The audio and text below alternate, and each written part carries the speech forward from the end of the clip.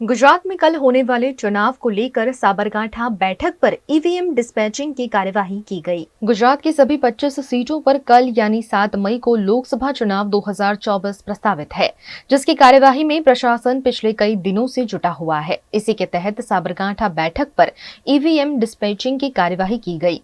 मोडासा के engineering college में 331 मतदान केंद्रों के लिए ईवीएम डिस्पैचिंग की कार्यवाही की गई।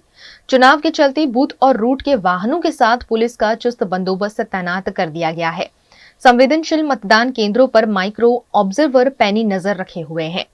ईवीएम खराब होने के मामलों में trouble shooting team reserve EVM के साथ मौजूद रहेगी। शांतिपूर्ण माहौल में मतदान के लिए अरवली प्रशासन ने कमर कस ली है। आज 6 तारीखे અહીંયાથી પોલિંગ સ્ટાફનું ડિસ્પેચિંગ થઈ રહ્યું છે। 331 બૂથ છે, જે પૈકી બધો જ સ્ટાફ પોલિંગ સ્ટાફ ઉત્સાહભેર આવી રહ્યો છે અને તેમની સુવિધા પણ અહીંયા જમવાની વ્યવસ્થા કરવામાં આવી છે। ત્યારબાદ પરિવહન માટે તેમને બસ, જીપ, રૂટ રવાના કરવામાં આવશે।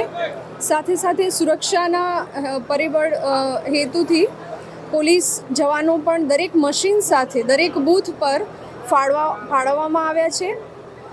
જેટલા ક્રિટિકલ પોલિંગ સ્ટેશન્સ છે ત્યાં પણ માઇક્રો ઓબ્ઝર્વરની સુવિધા છે, વિડીયો વેબકાસ્ટિંગ થઈ રહ્યું છે, પોલીસ પણ છે, સીએપીએફ સ્ટાફ પણ છે અને દરેકે દરેક 331 બૂથ પર અત્યારે બધો સ્ટાફ આવી ગયો છે। જમ્યા પછી અમે 11 વાગ્યાની આસપાસ રવાના કરીશું અને આવતીકાલે मतदान दिवस पूरो थाय एटले रिसीविंग सांजे करवामां आवशे અને ત્યારબાદ અહીંયાથી બધા જ મશીન સીલ કરીને હિંમતનગર ખાતે રવાના કરવામાં આવશે।